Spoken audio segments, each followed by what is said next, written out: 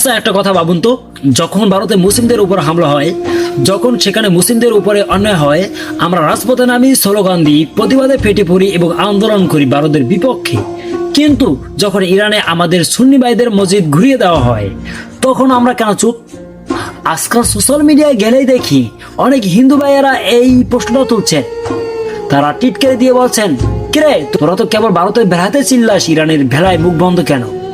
এটা ভারত না বলেই কি তোদের কলেজায় লাগে না?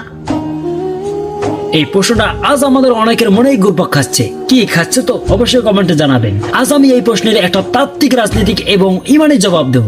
যারা মুসলিমদের বিরুদ্ধে লেগে থাকতে অভ্যাসে পরিণত করছেন এবং এই ইস্যুটাকে ঢাল হিসেবে ব্যবহার করে আমাদের বন্ড প্রমাণ করতে চান, তাদের আজ আমি এমন একটা আয়না দেখাবো কেন আমরা ভারতের ঘটনার প্রতিবাদ করি আর কেন ইরানের ক্ষেত্রে পরিস্থিতি ভিন্ন।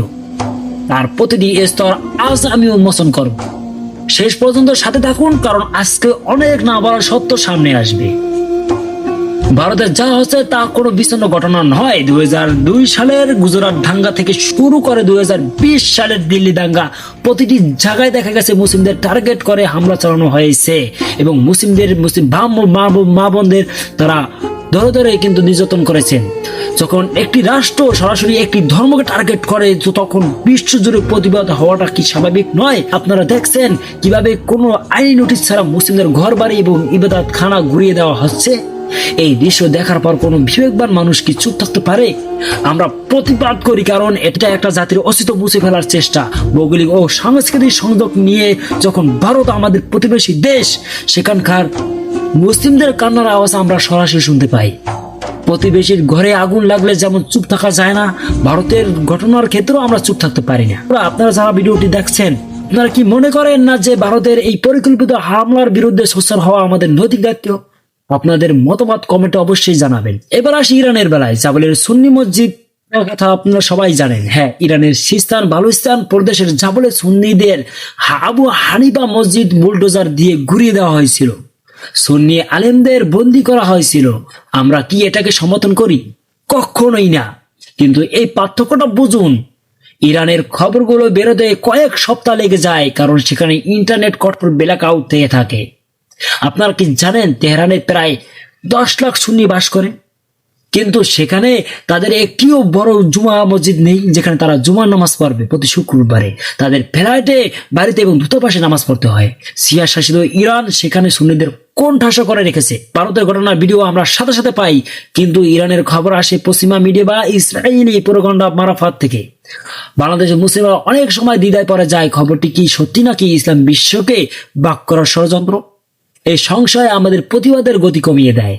ইরানের জনসংখ্যা প্রায় 92 মিলিয়ন, সরকারিভাবে 99% মুসলিম, কিন্তু নেদারল্যান্ড ভিত্তিক গার্মেন্ট সার্ভে বলেছে ইরানের মাত্র 32% মানুষ নিজেদের সরাসরি বিশ্বাসী শিয়া মুসলিম হিসেবে পরিচয় দিচ্ছে। বাকিদের বড় একটা অংশ এবং এখন নাস্তিক বা ধর্ম নিরপেক্ষ জোরপূর্বক শাসন হিসেবে তারা চালিয়ে যাচ্ছে। ইরানের সরকার ধর্মের নামে মানুষের উপর যে কঠোরতা আরোপ করেছে, তার ফলে মানুষ ধর্ম থেকে দূরে সরে যাচ্ছে। যখনই কোনো দেশ ধর্মের লেবাসে জুলুম করে, তখন মানুষ সেই ধর্মের উপর থেকে বিশ্বাস হারায়। আমরা এই জুলুমের বিপক্ষে, কিন্তু আপনারা যারা আজ ভারতের হয়ে ওকালতি করছেন, তারা কি কখনো ইরানের সুন্নিদের অধিকার নিয়ে কথা বলছেন? বলেননি। কেন বলবেন? আপনারা তো মুসলিমদের হে করতে চান, যারা সারাক্ষণ উৎপাতে থাকেন মুসলিমদের একটু ছোট করার জন্য। আপনাদের দরদ কি আসলে সুন্নিদের জন্য না? আপনারা ইরানের নাম নিচ্ছেন কারণ ভারতের মুসলিমদের উপর হওয়া হামলাটাকে আড়াল করতে চান। এটাকে বলা হয় হোয়াইট অ্যাভার্টিজম। আপনারা যদি সত্যি এই মানবাধিকার কর্মী হতেন, তবে ফিলিস্তিনে যখন মসজিদ ভাঙ্গা হয় তখন আপনাদের কলম চলতো। আমরা সব অন্যায়ের বিরুদ্ধে, সেটা ভারত হোক বা ইরান, কিন্তু আপনাদের সাজানো স্ক্রিপ্টে আমরা নাচবো না। বন্ধুরা, সত্যের পক্ষে থাকাটা সব সময় কঠিন। আপনি যদি মনে করেন আজকের এই বিশ্লেষণের যুক্তি ছিল, তবে এখনই চ্যানেলটি সাবস্ক্রাইব করুন এবং ভিডিওটি শেয়ার দিন, যাতে যারা প্রতিবাদ নিয়ে টিটকারি দেয় তাদের কাছে এই জবাবটা পৌঁছে যায়। সচেতন থাকুন, ঐক্যবদ্ধ থাকুন এবং আমার চ্যানেলটি অবশ্যই সাবস্ক্রাইব করবেন। এবং আরো সুন্দর সুন্দর যদি আপনারা প্রশ্ন উত্তর না দিতে পারেন, তাহলে অবশ্যই আমার কমেন্ট বক্সে বলবেন, আমি সেইটার উত্তর অবশ্যই দিয়ে দেবো। ভালো থাকবেন সকলে, ধন্যবাদ।